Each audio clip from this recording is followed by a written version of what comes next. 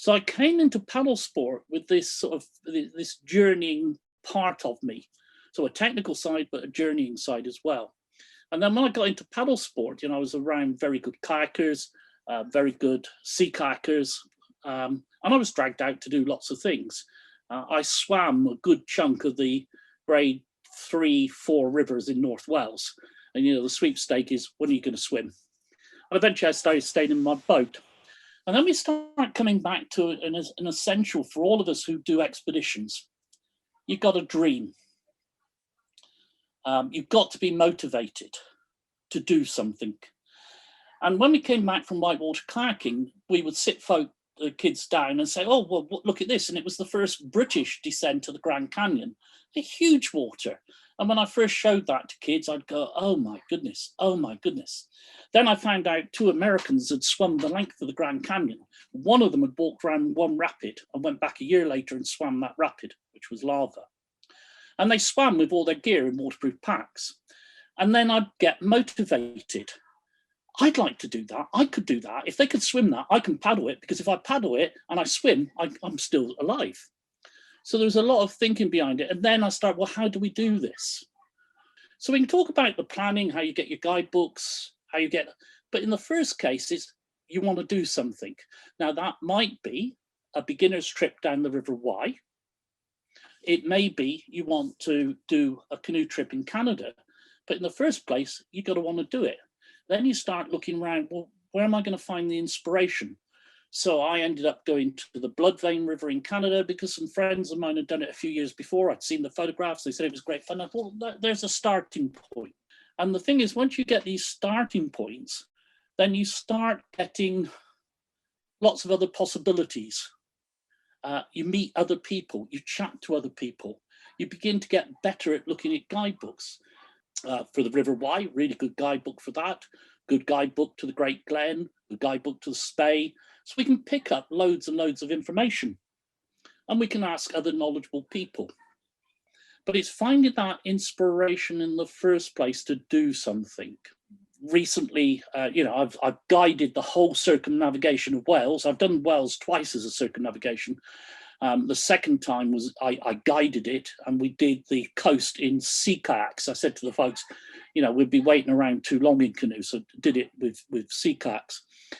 Again, it brings into one of the elements. Well, all of these elements, we talk about having a plan. If we're not careful, we have this mentality, we have 2 weeks off. We have a weekend. We're going to do this charity walk up Snowdon on this day. Now, on this day, it's absolutely crap weather, but people got it into their mind, they're going to do it on this day. So some things are worth walking away. So if you turn up at the River Wye and it's in flood, well, I'd be very wary who I would go on there with. People got to have skill.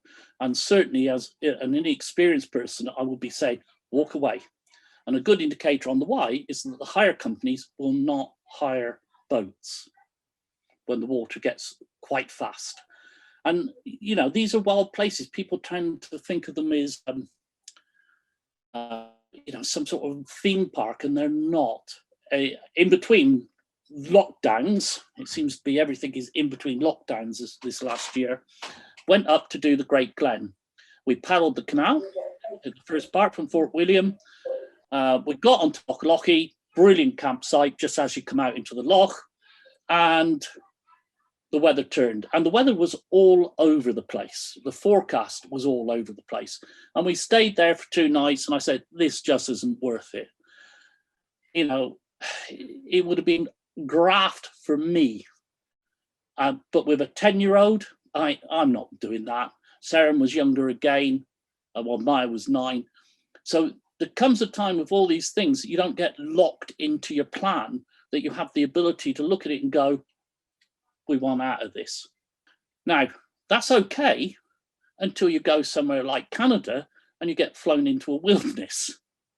And I would say with any plan, the ability to walk away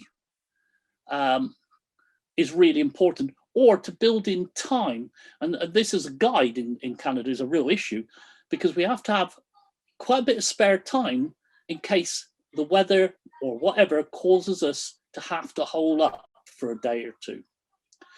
That then creates another problem in terms of the experience for the clients, because when you get down towards the end, you suddenly realize you've got a day and a half spare, but you're very close to the end. So you've got to involve people within that understanding from the word go that we may end up with too much time, in which case we'll slow down, we'll find a nice place to camp up, and we will chill out. So plans are only there as a starting point. But it's, first of all, look for inspiration, talk to other people, and then make a plan that has a flexibility in it, and be prepared to walk away from your plan, is what I would say. If you're on your own and you're doing something harder or pokier, then the problem is when there is mental pressure, there is no one to share it with. According to your ability, so if you're used to paddling some grade 2 whitewater, you're used to being out on lakes in a force 3 or 4, then maybe something like the Great Glen in Scotland is a great expedition. I like to have 5 days available. Remember, I've done it in a day, but if I'm doing it and I want to enjoy campsites and whatever, 4 to 5 days is nice. And the great thing with it, on most of it, there's a road on one side or the other. That means if the weather's bad or whatever, you can bail out and you can do that. But if you're driving up from England, then I would probably suggest look at either one of the really nice canal systems to paddle. I mean, people go off and paddle the Thames and it looks like a heck of an adventure, but finding camp spots is really quite awkward in the upper reaches. But some of the Welsh canals are great. The River Wye is tremendous. But when I've done the Wye, there's a pub you can camp at. There's the guidebook will explain this. There's a farm you can camp at and even have wood fires. So you can work it all the way around that. So it's not a wilderness experience. But the key thing is you're going to get used to selecting your gear and packing it in your boat and the problems of paddling with a laden boat. Yeah. So that's that first time 4-dayer. If you're doing it with kids, I've popped out with Maya and just for a night on Clintegg, which is my local lake, and I've teed it up so that, we've arrived there. We're going to paddle down a section of the lake and camp up. And I've made sure I've let her choose where we're going to camp.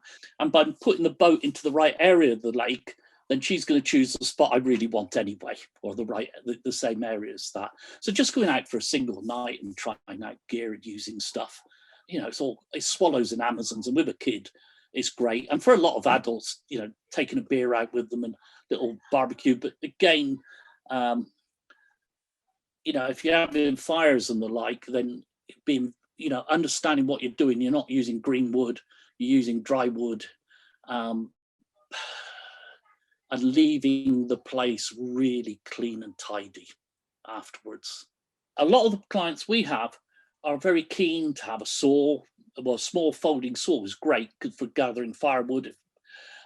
Axes, we only want to take 2 axes in a party, and the reason for taking 2 is if one is lost for some reason. You've got to think wilderness travel.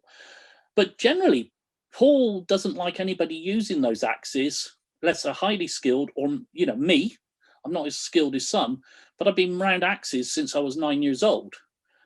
And one of the things that you get people who practice bushcraft in the UK, and they go into the woods and practice. They do a short canoe journey and practice their campcraft and enjoy the campcraft. So Loch Shiel, for instance, people will go and do a 6-7 day expedition on Loch Shiel. Every time I've been on Loch Shiel, I've done it in under a day, because it's part of a bigger trip. So if you're traveling, when you're going to use your axe or your saw, is going to be at the end of the day, and you're going to be tired. It could be that you're cold and you are wet, and we always carry a stove just in case. We've used it perhaps once in 4 or 5 years, and we could have got away without it, but we thought it was a good idea to get a brew going fast. But you've got people using saws and axes who are tired. They may be cold, the hands are clumsy. And you can't afford to have big cuts out there. It's not a good idea. You're out there maybe 14 days on a river. You've got to rein it in. You've got to rein it in on your paddling. When we do lining boats down, or portages, we're really looking at the ground underfoot. So all stages, you know, you sort of, kids running around like bloody crazy on the Great Glen and getting hurt is not great, but you're going to be able to get them to a hospital really easily, comparatively. Getting somebody hurt in the middle of a 14-day trip, well, okay, you could have a location beacon, you can have a sat phone, but somebody's still got to get to you. And we've certainly, you know, in bad weather, nobody's coming for 24 hours, 36 hours. You've got to deal with what you've got there. So I would say for those who wish to go to Canada and do trips, great, get out there. You will get a lot of Canadians looking at you going, wow, that's really good, it's really skilled. But remember, you're in a wilderness, rein it back in. Give yourself spare time. Would you recommend setting up a boat for sailing on the Great Glen? Learn to sail in easier places than, I mean, you could have it easy on the Great Glen. And I think the sailing is, the open water sailing is one of the most dangerous things for us to work on, because it's scattergun, people are all over the place. And when it goes wrong, it goes big wrong. So in terms of the setup, and I'm going to do a couple of sort of plugs here, you know, there's a lot of information in this book, but there's also stuff on my YouTube channel on how to sail a canoe.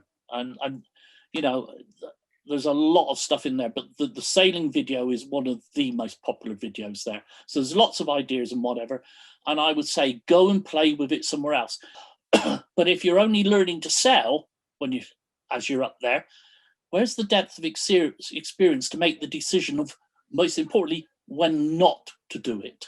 Because with all the sailing things, whether you build rafted canoes or you have a solo sailing rig, the issue is when you reach the edge of it and it goes catastrophically wrong.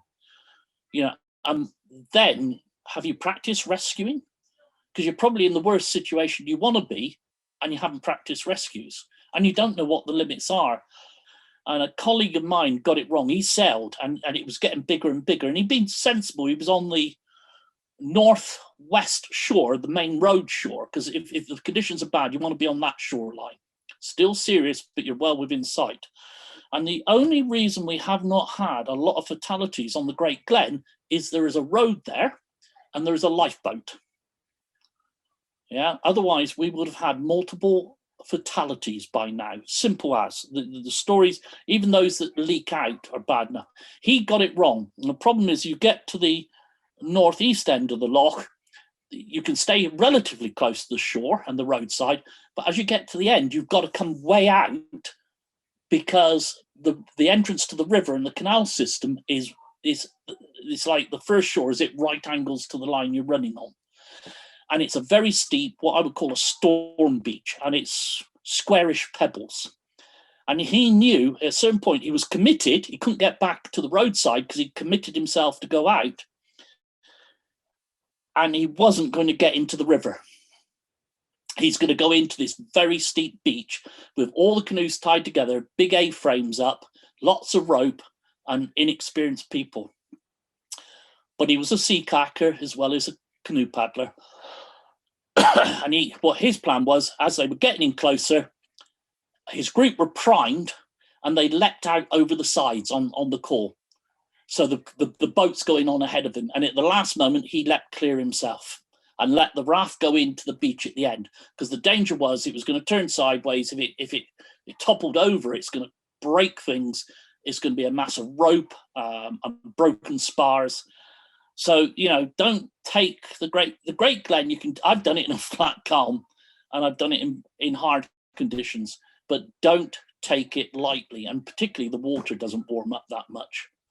And I really hate it when people talk about it as the Caledonian Canal, because that, to me, I much prefer to call it the Great Glen, because the canal gives the impression it's a canal. And there are lovely sections of canal that link things up, but you're paddling the Great Glen. Yeah, two-piece for me every time. When I go up to paddle the River Spey, it's in the autumn because it's quiet normally. It wasn't this autumn because so many people were trying to get something in. I much prefer a two-piece because I end up wading about in the water when I'm launching landings, sorting out in shallows. I'm not intending to go swimming and shouldn't be going swimming. I have spare gear in case I do go for a swim. But generally that, It's interesting because I paddled a lot with the Dutch sea kayaking, and again with the space, some people who are kayakers and canoeists and have a dry suit will bring one up to paddle in. In the summer, I would generally find them too hot anyway. And I've got plans for the next year or two before the body finally gives out. And there's some of that stuff I think I'm going to be doing solo, and I might want to wear a dry suit, but the problem is all the dry suits I use tend to be rear entry, so I'm not going to get myself in and out. I mean, my shoulders are pulled really long way forward from years of paddling. I've got no flexibility over there. I'm not going to be able to do. So whether I go for a dry suit with a front entry, I think there's one or two things I'd like to do. They will be on the sea, and some of them will be solo. I think to give me survival time should it all go horribly wrong, which is then I would prefer to be in a dry suit. But that's going to have to be front entry because it's solo.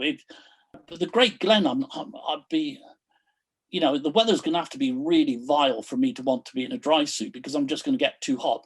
The Spey, you know, if it's cold and it's raining and you've got a dry suit, that's great, I would say, as long as you've got somebody to do the back zip.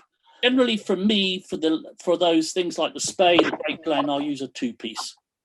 Dry trousers so I can wade around, and I'm lining, and you know, just generally on really vital days. The way I look at it when I'm talking to customers about it, yeah, I like to have tarps. Does depend on the season. If it's mid-season, it doesn't help an awful lot.